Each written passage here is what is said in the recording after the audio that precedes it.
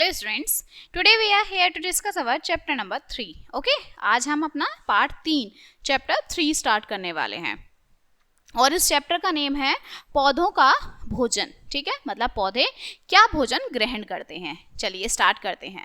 पौधों के बारे में आप जानते हैं कि उन्हें भी भोजन की आवश्यकता होती है. वास्तव में सभी सजीवों को जीवित रहने तथा वृद्धि के लिए भोजन आवश्यकता होती है. ठीक है, पहले के लोग ये नहीं जानते थे कि पौधा अपना भोजन स्वयं बनाते हैं. वे समझते थे कि सभी पौधे केवल भूमि से जल और भोजन प्राप्त करते हैं. सच तो यह है कि भूमि से पौधों को उनके भोजन का थोड़ा हिस्सा ही प्राप्त होता है. अपने भोजन का मुख्य हिस्सा पौधे स्वयं बनाते हैं. ठीक है, पहले के लोगों में को इतना नहीं पता था कि जो पेड़ पौधे हैं वो अपना भोजन स्वयं बनाते हैं. उनको क्या लगता था कि पानी देने से और अच्छी मिट्टी से वो अपना पालन पोषण करते हैं. ठीक है, पौधे अपने जड़ों से जल, नाइट्रेट एवं खनिज लवण प्राप्त करते हैं. जड़ें इन सभी को पौधों के अन्य अंगों तक भेज देती हैं. जल पौधों द्वारा भोजन तैयार करने की प्रक्रिया का महत्वपूर्ण अंग है. पौधे मिट्टी से खनिज लवणों को प्राप्त करते हैं जो उनकी वृद्धि एवं विकास के लिए महत्वपूर्ण होते हैं. आइए पौधों द्वारा मुख्य रूप से अवशोषित खनिज पदार्थों के बारे में जानकारी प्राप्त करते हैं. ठीक है, अब इनकी हम और जानकारी देखते हैं. देखिए, पेड़ का पौधे का भाग है, ये आपकी द्वितीयक जड़ें हैं, ये प्राथमिक जड़ें, फिर आपकी पत्ती, तना, फल, फूल और डंठल हैं. ठीक है, सबसे पहला आता है नाइट्रोजन. ठीक है, पौधों के लिए नाइट्रोजन बहुत जरूरी होता है. ओके, इसकी कमी से पौधों की पत्तियां पीली पड़ने लगती हैं. मिट्टी के जीवाणु नाइट्रोजन को नाइट्रेट में बदल देते हैं जो पौधों के काम आता है. ठीक है, फिर आता है फास्फोरस.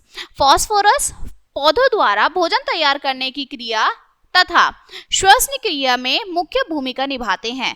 फास्फोरस की कमी से पौधों की पत्तियां समय से पहले ही झड़ने लगती हैं. आप देखते हैं कि पौधों की पत्तियां गिरने लगती हैं, उनमें फास्फोरस की कमी होती है. फिर आता है थर्ड आता है आपका कैल्शियम. यह पौधों की कोशिकाओं को बनाने में मदद करता है. इस तत्व की कमी से नई पत्तियों के किनारे मुड़ जाते हैं. ओके, फिर आता है पोटेशियम. यह पौधों की शारीरिक क्रियाओं में योगदान देता है. इसकी कमी से पौधों की वृद्धि रुक जाती है. इसी तरह पौधे सल्फर, मैग्नीशियम, लोहा, मैग्नीज, जस्ता आदि पोषक तत्वों का भी उपयोग करते हैं. ठीक है, मतलब जिन जिन आपके तत्वों का हमारी शरीर में, ठीक है, जरूरत होती है, वही सारे तत्व जो हैं पेड़ पौधों में भी जरूरी होते हैं. यह पौधों की शारीरिक क्रियाओं में योगदान देते हैं. ओके, चलिए, आपने देखा होगा कि पेड़ पौधे अनेक पत्तियों से युक्त होते हैं.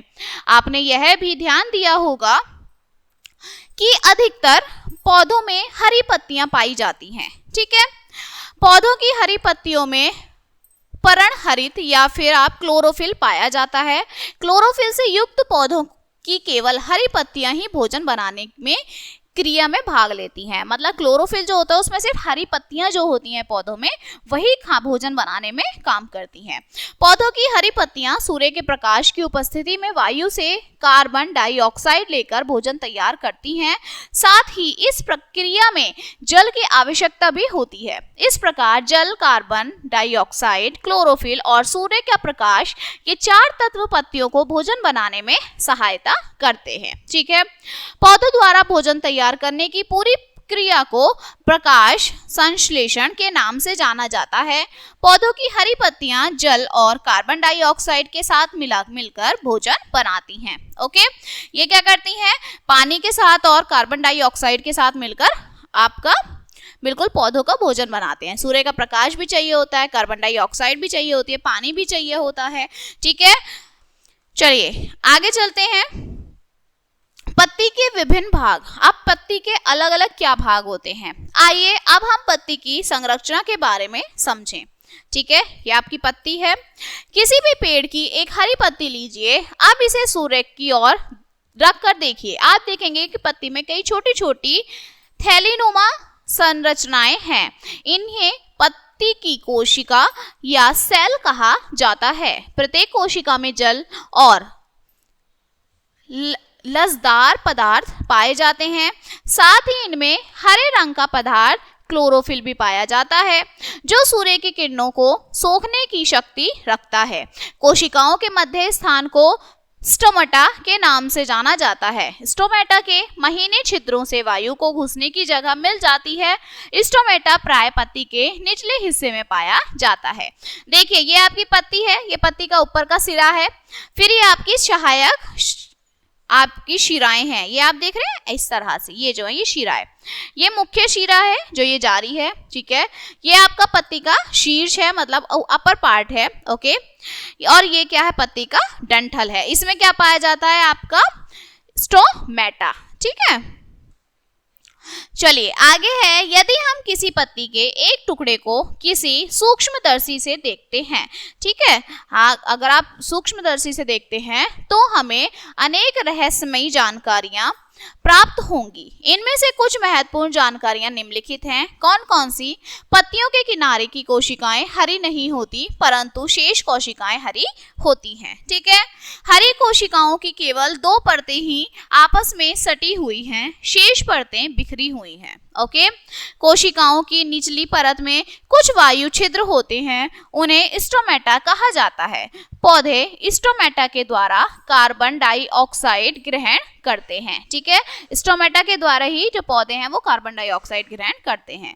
आप देखें कि पत्तियों की विभिन्न भागों को मोटे तौर पर किन किन नामों से पुकारा जाता है। यदि किसी भी पत्ती को सूर्य की रोशनी में देखा जाए तो उसमें मोटी सी एक मुख्य शिरा और कई छोटी छोटी एवं पतली शिराएं मुख्य शिरा से निकली होती हैं, ठीक है। मतलब जो मेन शिरा है उसमें से बहुत सारी पत्तियां निकली हुई होती हैं। इन्हें सहायक शिराएं कहा जाता है। मुख्य शिरा में 2 नलिकाएं या पाइप होते हैं। एक नलिका भूमि से प्राप्त जल और खनिज लवणों को ढोती हैं तथा पत्ती के हरे भाग तक पहुंचाती हैं। दूसरी नलिका तैयार हुए भोजन को पौधों के सभी भागों तक पहुंचाने का कार्य करती हैं, ठीक है। पौधों के द्वारा भोजन तैयार होता है। भोजन का उपयोग हम सभी करते हैं। आइए देखें पौधे तैयार भोजन को किस प्रकार से उपयोग में लाते हैं। पौधे चीनी या ग्लूकोज स्टार्च के रूप में तैयार करते हैं। इसका उपयोग अनेक ढंग से होता है। फर्स्ट है आपका ग्लूकोज का कुछ हिस्सा जलकर ऊर्जा प्रदान करता है और इस ऊर्जा से पौधे कई कार्य करते हैं, ठीक है। ग्लूकोज से आपको एनर्जी मिलती है, ठीक है। आपको एनर्जी, जब आप ग्लूकोज पीते हैं तो आपका स्टेमिना बढ़ जाता है, ओके। भोजन का एक हिस्सा पौधों में वृद्धि, जो पौधों की वृद्धि होती है, ग्रोथ होती है, उसमें सहायकता प्रदान करता है। पौधों की वृद्धि का अर्थ है कि नई कोशिकाओं का निर्माण, ठीक है। नेक्स्ट है बचा हुआ भोजन पौधों के विभिन्न हिस्सों में जमा रहता है। फल, तना, जड़, पत्ती आदि हिस्सों में संग्रह किया गया भोजन हमारे लिए उपयोगी है। आप जानते हैं कि हम लोग पौधों के भिन्न भिन्न हिस्सों को भोजन के काम में लाते हैं, ठीक है। जो आपके पौधे होते हैं उनकी पत्तियां तक हम लोग भोजन में ग्रहण करते हैं, ठीक है। इसके बाद है पौधों में स्टार्च की उपस्थिति की जांच। अब पौधों के अंदर स्टार्च होता है, यह आप किस तरह से जांच करेंगे। हम किसी पौधे की हरी पत्ती लेते हैं, फिर इनमें स्टार्च की उपस्थिति जानने के लिए सर्वप्रथम इसके हरे रंग को हटाना होगा। इसके लिए हम पहले पत्ती को पानी में उबालेंगे, ठीक है, फिर अल्कोहल में। अब पत्ती को ठंडे पानी से धो देंगे तो उसका रंग हरा चला जाएगा। पत्ती के रंग में यह परिवर्तन उसमें स्टार्च की उपस्थिति का प्रमाण है, ठीक है। जब उसका हरा रंग चला जाता है इट मीन्स उसमें स्टार्च जो था वो चला गया है। नेक्स्ट आता है आपका प्रकाश संश्लेषण क्रिया में सूर्य के प्रकाश की भूमिका की जांच, ओके। चलिए प्रकाश संश्लेषण की क्रिया के लिए सूर्य प्रकाश के महत्व की जांच के लिए हम एक प्रयोग करते हैं। सर्वप्रथम 2 गमले वाले पौधे लीजिए। अब इनमें से एक को अंधेरे कमरे में तथा दूसरे को धूप में रखिए। एक दिन बाद दोनों ही गमलों के पौधों की एक एक पत्ती तोड़ लीजिए। अब दोनों ही पत्ती जो है आपने तोड़ी हैं उन्हें ब्लीचिंग तथा स्टार्च जांच के ऊपर बताई गई विधि से गुजारिए। अब आप देखेंगे कि धूप में रखे गए गमले की पत्ती का रंग नीला हो गया है, जबकि अंधेरे में रखे गए गमले की पत्ती के रंग में कोई परिवर्तन नहीं हुआ है, ठीक है। इससे पता चलता है कि अंधेरे में रखे पौधे की पत्ती में स्टार्च नहीं है, ओके। एक्सपेरिमेंट है, 2 पौधे लेने हैं, एक को अंधेरे में रखना है, एक को धूप में रखना है। ठीक है, धूप वाले का जो रंग है वो बदल जाएगा और बंद कमरे वाले का नहीं बदलेगा। ठीक है, तो इससे पता चलेगा कि पत्ती में स्टार्च है या नहीं है। इस प्रकार यह सिद्ध हुआ कि प्रकाश संश्लेषण की क्रिया के लिए सूर्य का प्रकाश बहुत जरूरी है। ओके, नेक्स्ट आपका आता है प्रकाश संश्लेषण क्रिया में क्लोरोफिल के महत्व की जांच। अब क्लोरोफिल है या नहीं है इसके बारे में हम जांच करते हैं। पौधों द्वारा भोजन बनाने की क्रिया में क्लोरोफिल की आवश्यकता भी प्रयोग से सिद्ध की जा सकती है। इसके लिए हम क्रोटन के पौधे की एक पत्ती लेते हैं। इस पौधे के कुछ हिस्से हरे परंतु कुछ हिस्से अन्य रंगों के होते हैं। इनके दोनों ही हिस्सों को अच्छी तरह चिन्हित करके इसे ब्लीचिंग तथा आयोडीन जांच से गुजारिए। आप पाएंगे कि पत्ती का वह हिस्सा ही नीला हुआ है जो पहले हरा था। इससे सिद्ध होता है कि भोजन बनाने के लिए क्लोरोफिल का बहुत महत्व है। ठीक है, नेक्स्ट अब प्रश्न उठता है कि वो पौधे जिनकी पत्तियां नहीं होती अपना भोजन किस प्रकार बनाते हैं। ऐसे पौधे क्लोरोफिल के अभाव में भोजन नहीं बना सकते। ऐसे पौधों को जंतुओं तथा पौधों के अवशेषों से भोजन प्राप्त होता है। जैसे मशरूम इसी प्रकार का पौधा है। ठीक है, मशरूम की कोई पत्तियां नहीं होती हैं। कुछ पौधों में पत्तियां ही नहीं होती। ठीक है, जैसे कैक्टस जैसे पौधों के तने हरे होते हैं। इनके हरे तने ही भोजन बनाने की प्रक्रिया में हिस्सा लेते हैं।